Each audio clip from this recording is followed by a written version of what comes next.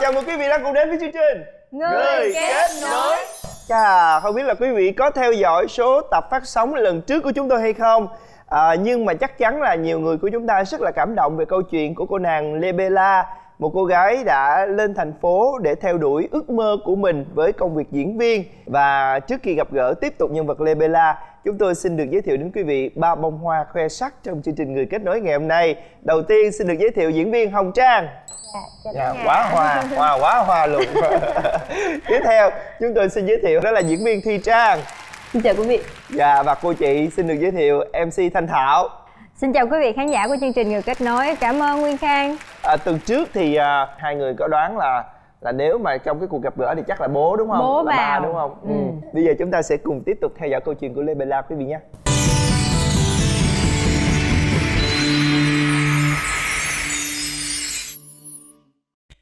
Là một nữ diễn viên cá tính thể hiện được đa dạng, hóa thân được nhiều vai diễn khác nhau, cô đã được khán giả yêu mến và biết tới sau những bộ phim như Cổng Mặt Trời, Ở Lại Thế Gian, Hoa Nắng, Người Tình Bí Ẩn, Dấu Chân Du Mục. Năm 2005, Lê Bella đã thi đậu vào Cao đẳng Sân khấu Điện ảnh Thành phố Hồ Chí Minh. Năm 2008, cô đã bén duyên với truyền hình bằng vai diễn đầu tay trong bộ phim Giấc Mơ Cổ Tích. Năm 2011, cô đã lọt vào top 5 giải Mai Vàng cùng với vai Tùng trong Cổng Mặt Trời và top 3 giải HTV Awards cùng với vai Hạ Vi trong Ở Lại Thế Gian. Năm 2013, cô đã nhận được giải thưởng HTV Awards cùng với vai Nguyệt trong phim Thời Gian Để Yêu và vai Trà trong phim Cá Cược Cuộc Đời.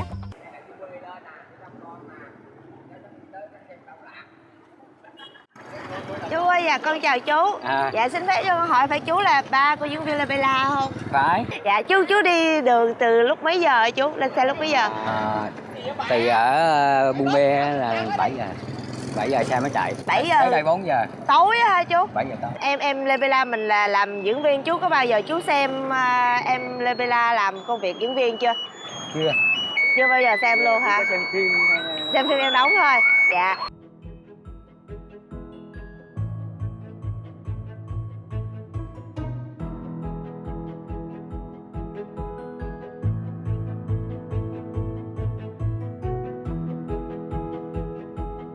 Là diễn viên cực quá ha. Trời ơi kìa, lấy chét bùn vô. Cho nó giống mà.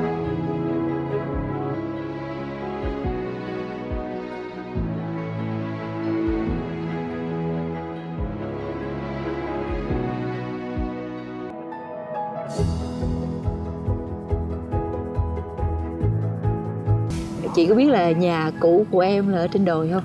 Không, giờ nói chị mới biết. Dạ. Nhà cũ của em ở trên đồi. Ba em làm một cái lều ở trên đó bằng tre. Chị đã bao giờ trải nghiệm được một cảm giác mà mình mang cơm cho ba mà tung tăng giữa rừng xong rồi Giống như cô bé Hoa Khăn Đỏ mà dạ, dạ. Đúng rồi. Xong rồi tiếng chim hót ở trên đầu của mình á, rồi xung quanh là sóc nó nhảy, rồi những cái con vật nó kêu á. Ngày xưa con đông quá mà ăn uống gì á, mua biết mấy cho sể. Chị biết ba má em rất là giỏi. Mẹ em tự nấu tàu hũ, nhưng mà mỗi lần nấu cả thùng vậy đó, cho con ăn cho đã mà. Rồi trồng bắp trồng đậu gì mùa nào là gia đình em ăn mùa đó, mà rất là đã luôn. Còn ba thì làm kẹo kéo luôn. Bữa tụi em nói tụi em thèm kẹo kéo quá. Mẹ nói xuống bà Út mua đi. Cái bà mới nói mấy cái tụi này hả, nó ăn biết trời mấy cho đủ.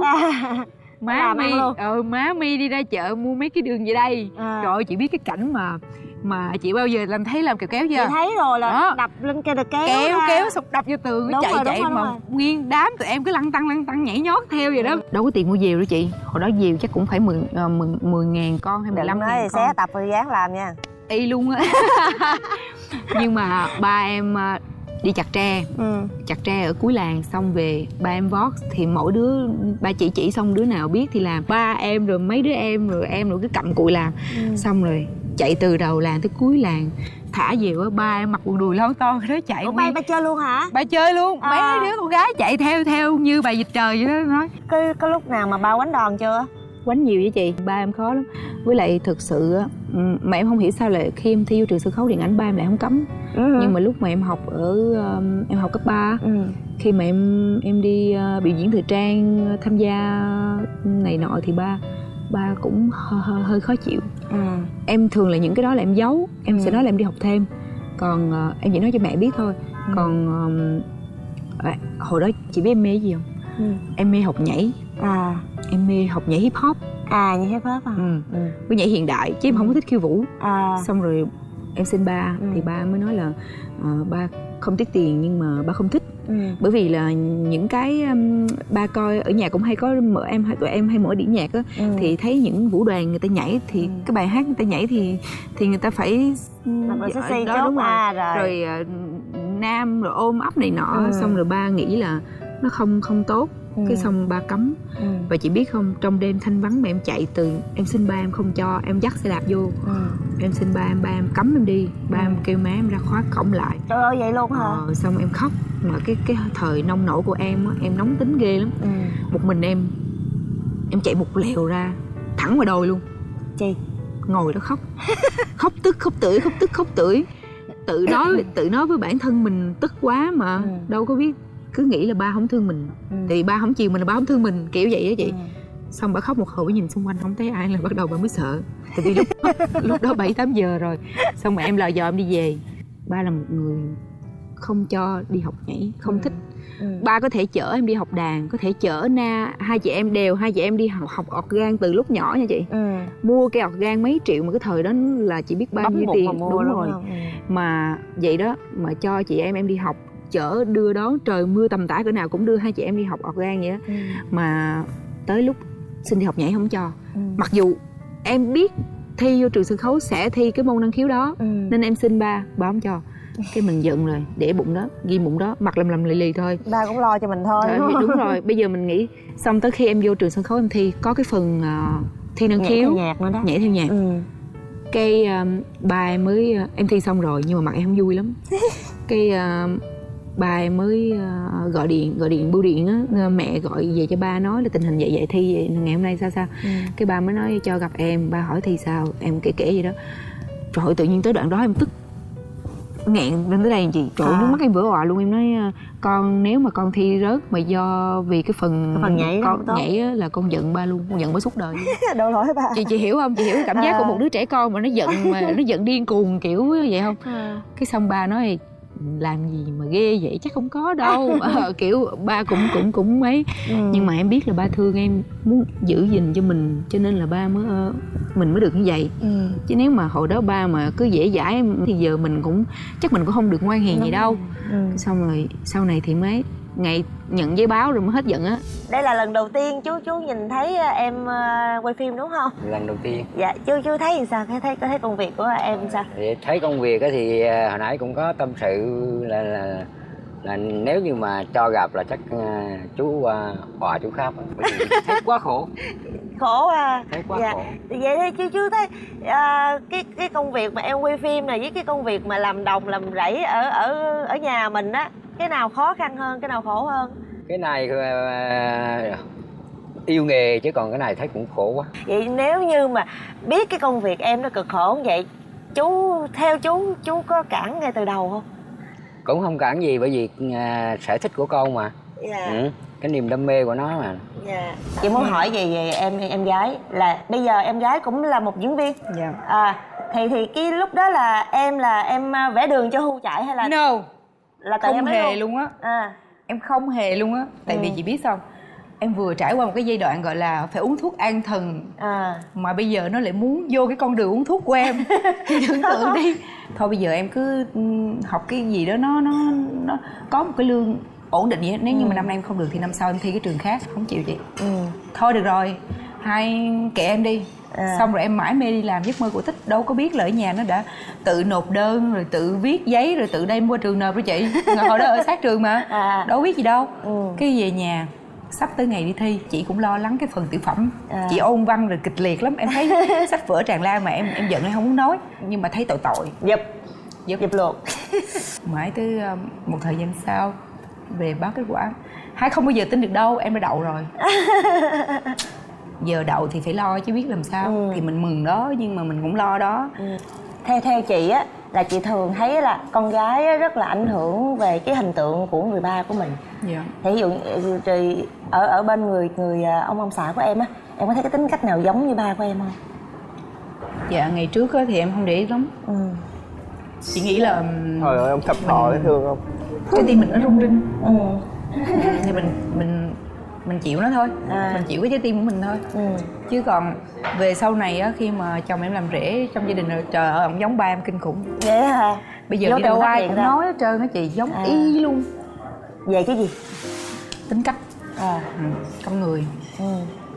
Tướng người thì ba em hơi nhỏ nhắn, ổng thì bự con. Vậy rồi khi mà em quyết định là cùng về chung một nhà, thức chung một giờ với lại cái người bạn đó, thì em có suy nghĩ như sao? Em với chồng em hiện tại á cũng trong cái lúc mà mới quen á thì ổng biết mình có tình cảm với ổng rồi á, thì ổng cứ suốt ngày là đôn đốc mình là phải làm đám hỏi rồi đám cưới. Em mới nói là chưa được, tại bởi vì bản thân em mới vừa ra trường và mình cũng vừa mới đấu tranh cho một cái sống còn đi về hay ở lại. Và bây giờ mình đang ở đây, mình tồn tại, thì mình nhìn lại đằng sau mình còn 4 đứa em. Gia đình của mình, ba mẹ của mình chưa làm được một cái gì hết, chưa giúp được một cái gì hết, mà bây giờ mình đã lấy chồng rồi thì nếu sau này mà có chuyện gì thì em là đứa ân hận nhất. Xong rồi em không chịu. Em không chịu, xong rồi hai đứa cứ dùng dầm chia tay cũng 80 bận. 80 bận luôn. Bởi vì không đám cưới thôi đó. Xong cái thấy cũng vật vã quá thôi. Thôi được rồi, đám hỏi. Cũng hai đứa cũng có thảo luận với nhau. Thì khi mà đám hỏi thì đám hỏi để đó. Trong khoảng chừng bao nhiêu lâu đó em đặt ra mục tiêu và em hoàn thiện nó. Em muốn giúp đỡ ba mẹ một phần nào đó và cho các em lo tiền học phí cho tụi nó tới đâu rồi mới chịu cái chuyện kết hôn sau. Cái kế hoạch đó có hoàn thành không? Hoàn thành gì? Chúc mừng em. Chúc mừng em được. Ước mơ của em là em mua cho ba mẹ một căn nhà. Bởi vì gia đình của em hồi xưa ở trên đồi nó khó khăn. Nó cũng cái đường xá nó đi vô nó cũng hơi trơn trượt, nó cũng hơi, giờ thì nó đỡ rồi, nhưng mà ngày xưa trời, chị biết không, em dắt cái xe đạp mà em đi chở cám về nấu cho heo hay là em đi xay gạo gì đó, là em nói với chị là em đi một chút xíu mà đất đỏ nó dính á, mà chỉ có ngồi khóc thôi chứ còn không là vác xe đạp về thôi, không có gỡ ra được một cái gì luôn á. Nên mình hiểu cái cảm giác đó. Cái đời sống của chị em Bella là chú là người khắt khe nhất, mà vậy đến bây giờ là chú nhìn con là thành đạt là chú rất là thương nó. Bởi vì là hồi đó là chú cấm đoán nhiều cái là không thể tưởng tượng được, trừ mà nếu như mà tìm về cái ký ức là chú chảy nước mắt. Bởi vì mình quá khó với con. Trong hành trình của cuộc đời có rất nhiều phút giây cha con ở bên nhau, nhưng đây có lẽ là lần đầu tiên người cha nghe những trải lòng của con gái.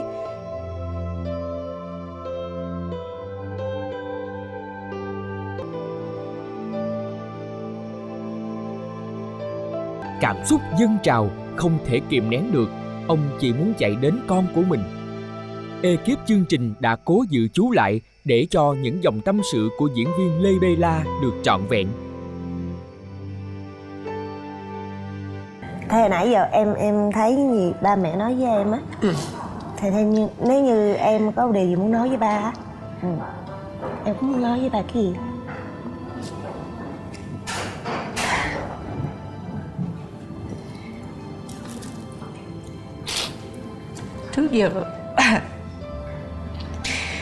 Trước giờ em với ba em là cũng hay khắc khẩu lắm. Mặc dù em ở ngoài Sài Gòn, ba ở nhà lúc nào cũng nhớ, cũng hỏi thăm, cũng thương, nhưng mà em lại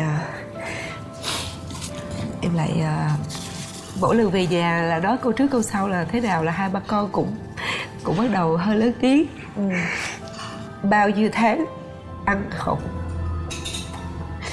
của 5 đứa con rút cạn sức của ba. Mà bây giờ em chỉ Em cũng không biết nói cái gì. Tại vì bây giờ em cũng có đôi lúc em cũng làm gì ba buồn nhiều lắm.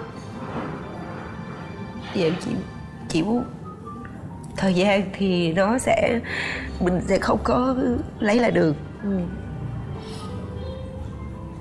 Nhưng tận sâu trong tâm em lúc nào cũng thương nghĩ về ba mẹ thôi. Em chỉ mong muốn là ba mẹ của em sống thật lâu với tụi em, để cái ngày mà thanh thản thảnh thơi đó nó sẽ tới. Ba mẹ chỉ ngồi đó uống trà và vui vẻ cùng con cháu, chứ không phải là lam lũ ngoài đồng giống như bây giờ nữa. Đó là cái điều mà em ước mơ. Còn em muốn nói với ba mẹ em là em thương hai người nhất trên đời. Thêm một món quà nữa là của chương trình ở dưới nhà, nhờ chương trình chuyển cho em. Thì đọc cho chị nghe với. Ok. Vợ chồng con và mấy em thương nhớ. Nhân dịp có mấy anh về nhà mình làm phóng sự ngắn. Hôm nay các anh về, ba có đôi lời gửi thăm vợ chồng con, cháu ngoại cùng mấy em. Đã lâu rồi ba mẹ không có dịp tâm sự với các con. Con là chị lớn nhất và khổ nhất. Sau lưng con vẫn còn 4 đứa em học hành nghề nghiệp chưa đến đâu cả. Tất cả đang đè nặng lên hai vai con. Dù sao đi nữa con phải cố gắng làm một tấm gương sáng cho các em con nhé. Ba mẹ có bấy nhiêu lời gửi cho con và các em. Hẹn ngày sum họp sẽ tâm sự nhiều hơn. Trước khi dừng bút thì ba không quên những gì mà mẹ đã dành cho con và các con thương nhất. Ba, thực ra bức thư này nó giống bức thư nghèo đi ra Sài Gòn quá. Nó chỉ theo chữ có mấy đứa cháu thôi. Tôi cháu. Con lại đi trang luôn chị ơi. Thì cái vẫn là gánh nặng đó. Nhưng mà dù sao cũng có cái tương lai, nó vẫn có một cái hướng mở ra đó. Và nó khác cái bức thư trước. Là bức thư trước là cầu mong là con được thành tài. Và con cũng được thành tài rồi. Nếu như mà đây không phải là bức thư mà là ba mẹ đứng trước mặt thì em sẽ như thế nào? Nhưng dường như tất cả cảm xúc vỡ òa. Người cha đã chạy nhanh đến cô con gái yêu. Tình cảm cha con đã thực sự làm tan chảy trái tim chúng tôi. Ôi ba. Ba đâu vậy? Ba đâu vậy? Vô khi sáng vậy. Trời ơi. Ba đi một mình hả? Ba đi một mình hả? Mẹ không đi được. Sao vậy? Trời ơi, sao bao con không biết gì luôn. Chương trình không có cho biết. Ngày cả ngày nữa nè ba. Ba gì chưa? Ba rồi. Ba nhìn thấy con ba đồng bụng nghe. Hả? Ba muốn xuống xe chạy lại nhưng mà mấy anh không có cho ba làm. Dạ đúng rồi. Bà chứng kiến thấy con làm nghề rồi đúng không? Rồi. Chứng kiến thấy. Nó có giống như hồi con ở ngoài nhà không? Phải ba. Hồi nãy mình để ba xuống á, có cả cái ekip quay là bên đó thôi, không có nghĩ chứ bà thấy khổ quá. Yêu nghề khổ quá khổ. Ôi trời ơi. À, Ủa ba đi luôn hả? thì anh chị lên đón tại bến xe. Lần đầu tiên mà phải làm một cái cuộc theo dõi từ xa như vậy. Rồi bây giờ đã gặp em rồi, chú thấy làm sao? Thôi tự nhiên là nghe trong lòng nghe nhẹ. Cái hồi sáng giờ nó đè nặng, sáng giờ đè nặng quá. Chú làm nhân vật chính mà chú bị đè nặng. Rồi nãy giờ là hai cha con cũng gặp nhau rồi đúng không? Bây giờ thì thêm một món quà đặc biệt nữa, không phải chỉ dành cho riêng em thôi mà dành cho cả chú nữa. Mời em và chú sẽ đến một nơi cũng hơi là đặc biệt. Ghê thiệt chứ, em run rồi đó.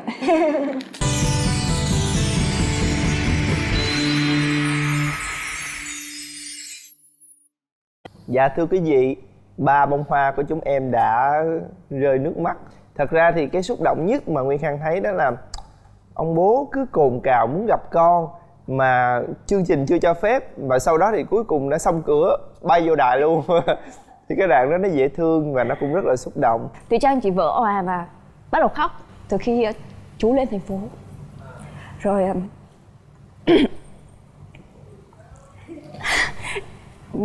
nàng này ở nhà là cũng rất là nũng nịu với ba đây, cho nên là Không, chắc là một câu chuyện nào đó cũng không giống như vậy.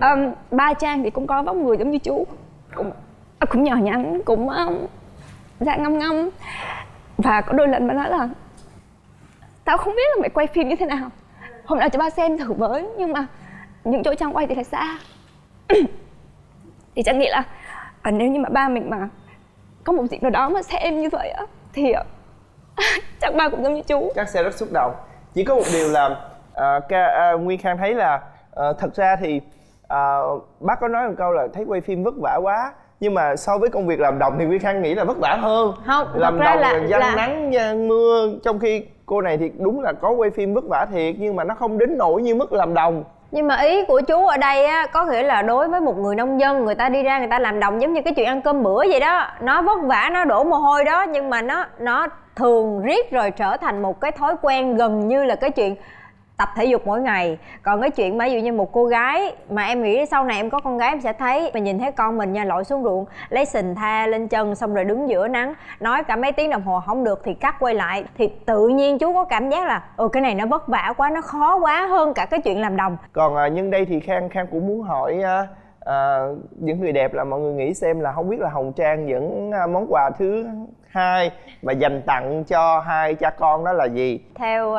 chị thì chị nghĩ là cái nơi đặc biệt đó sẽ liên quan đến anh chàng rể và bé cháu ngoại. Cũng hợp lý. Chị Đúng thì là- chị đoán như thế. Đúng là mẹ bỉm sữa thì suy nghĩ nó không khác. Không, nếu như mà để kịp chuyến xe thì có lẽ là mình sẽ không đi được nhiều như thế đâu chị. Có thể là ở đâu đó gần đó chồng Bella và cháu ngoại đang đợi sẵn để mình có thể một cái cảnh đoàn tụ nó trọn vẹn hơn. Bây giờ thì mọi người cũng khá là tò mò, có thể là một cái chỗ nào đó là khiến cho hai cha con đã từng trải qua cái kỷ niệm đó với nhau. Như vậy thì chúng ta hãy cùng theo dõi tiếp đoạn clip Tò để mò xem quá. câu trả lời như thế nào nha.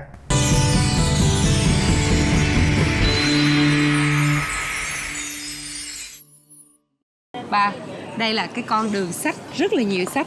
Thì hồi nhỏ ba hay mua sách cho tụi con. Và bây giờ lớn rồi để tụi con mua sách, ba vô ba coi cuốn nào ba thích. Trời ơi, Con đã mua cho ba trời, nha. không có liên quan. Từ chưa mà, chưa. Đúng không? Từ từ. Biết đâu có ai đó núp gần đây nè. Là chị cả trong gia đình mà, thì có thể nói là chỉ là giống như người mẹ thứ hai mà. Từ lúc mà em vô Sài Gòn là chỉ có hai chị em thôi, thì bao nhiêu tình thương này chị cũng dành hết cho mình, lo lắng cho mình. Em học của chị em rất là nhiều, nhờ chị thương mình. Tự dưng á mình nhìn nhận ra được mình có kinh nghiệm, mình thương lại những đứa em sau, mình chăm sóc những đứa em sau nó tốt hơn. Rồi có thể là học về khoản có hiếu thì chị em rất là ok. Dạ. Có thể nói trong nhà em 5 chị em thì có lẽ hai em là cái người mà đi đầu về sự có hiếu. Chị hai em là người sống rất tình cảm và đặc biệt là thương ba mẹ, nên đó cái đó là chị cả mà như vậy thì tụi em được cái đó tụi em noi theo. Tất cả chị em là đều ngưỡng mộ hai.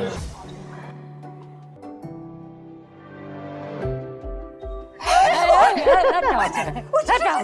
Mua cho bà cuốn đi. Mua cho ba cuốn đi. Trời ơi. Bà vô đoàn không cho ai biết. Ủa vậy? Trời ơi, thì luôn hả? Ủa, bao nhiêu ngày? Em hãy dừng lại trong giây lát và em thấy tất cả mọi người ở đây đều nhìn em đó nè. Dạ, thì em hơi lúa. Ba vô hồi sáng tới giờ rồi. Ủa vậy hả? Đoàn Rồi giấu đâu? ba trên xe. Hai quay một cô bắt ốc mà sáng nay hơi phơi nắng hơi nhiều, xong rồi ba muốn bay xuống xe. Trời ơi, chứ tôi nghiệp ba con cái gì? Ba không có chịu. Ba mới nói là bây giờ thôi tôi chịu hết nổi để cho tôi xuống xe đi, tôi kêu nó khổ quá về nhà tôi nuôi, kiểu vậy á. Xong rồi giờ hỏi hai nếu mà có ba mẹ ở đây làm cái gì? Chưa kịp trả lời. Chưa kịp trả lời, thấy ông bà ông đứng trời ơi thiệt á không? Trời Thôi giờ ơi. chị muốn về nhà và ăn cơm.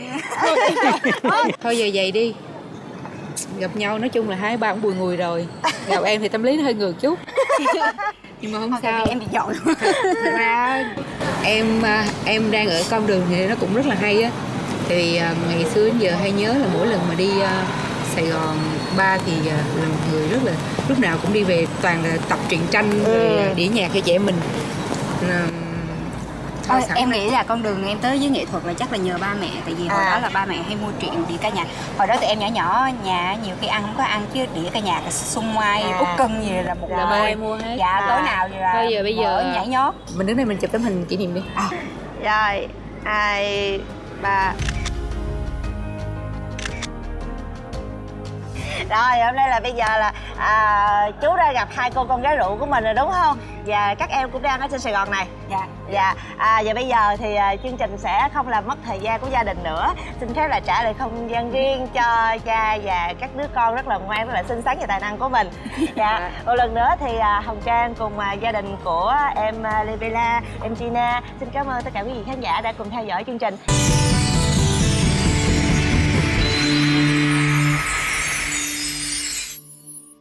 Hay quá. Ba người đó xe bé. Không ai đánh trúng hết trơn. Không, trong suy nghĩ của chị là lúc nào chị cũng hình dung là Lê Bella đang ở trên đây một mình. Chị không có biết là có thêm một cô em nhớ gái là ở có đây. em gái mà lại không nghĩ đến cái câu chuyện em gái đó. Thiệt đúng à. Thôi đi, giờ phút này nói gì nữa. Nhưng mà nói trong từ đầu đi. Trong cái đoạn mà Lê Gina nói là nếu mà nói về xét về cái góc độ mà có hiếu á, là hai nhà em là có hiếu nhất á, trong mấy đứa con ở nhà. Bởi vì làm nhiêu là cũng nghĩ tới ba mẹ, nên là rất là cảm xúc. Rõ ràng là cái người con cả thì bao giờ cũng giống như là một cánh chim đầu đàn vậy, phải luôn luôn làm noi gương cho những đứa em nhỏ của mình. Cho nên nhiều khi mình có gặp những cái khó khăn trong cái công việc, trong cái cuộc sống của mình á, thì mình cũng tự nhủ là mình phải vượt qua. Tại vì nếu như mà mình than, mình bỏ cuộc thì không biết là những đứa em của mình hoặc là không biết là gia đình của mình nó sẽ đi về đâu. Nhưng mà chỉ có một điều là Nguyên Khang thấy hồi nãy Lê Bella cũng có nói là khi nghe cô em của mình mà đi theo cái nghề diễn viên á, tự nhiên cái Khang cảm thấy là cô chị đã muốn uống thuốc rồi mà cô em bây giờ đi theo con đường uống thuốc nữa đó. Thấy thương. Thật ra cái cách trò chuyện của Gina đó, Thảo cũng có thể hình dung được cô này cũng bị một chút xíu ảnh hưởng của chị hai nha, cũng mạnh mẽ, cũng rắn rỏi lắm á. Có một điều mà em muốn chia sẻ thêm với cả nhà là khi mà nói chuyện với Gina á, thì với lại Lê Bella cũng nói nữa là khi mà Lê Bella đi quay đi diễn này nọ kia thì em Gina đi theo. Mới đầu thì em cũng đi theo giống như là trợ lý, rồi sau đó là có một cơ duyên thì em gái cũng được mời trong một cái phân đoạn quay quảng cáo gì đó, và cũng rất là may mắn và hạnh phúc là khi hai chị em đều thành công trên cái bước đường nghệ thuật. Có một điều mà Nguyên Khang cảm thấy rất là hay là cái cách giáo dục của người bố đối với những đứa con của mình là âm thầm truyền những cái đam mê nghệ thuật đến con, nhưng mà phân định rõ cái nào nên được, cái nào không được. Thưa quý vị, câu chuyện của Lê Bella không chỉ là tấm gương về sự nỗ lực vươn lên trong cuộc sống, mà đôi khi nó lại là một cái câu chuyện về động lực của những người trẻ đôi khi phải can đảm theo đuổi cái ước mơ của mình.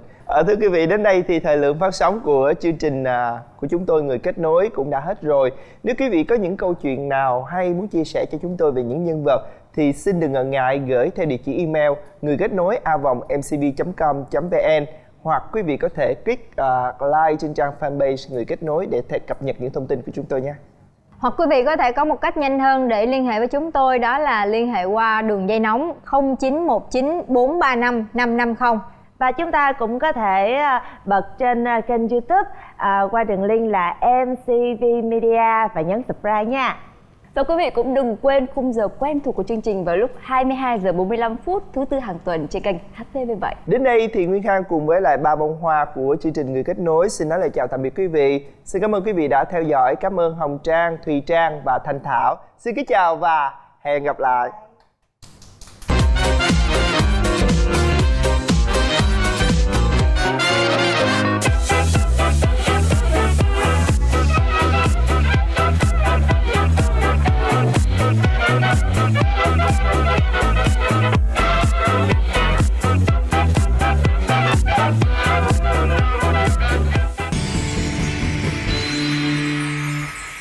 Nhiều khi có những ngày em còn có 25 ngày trong người, sau đó mình không biết làm sao ấy.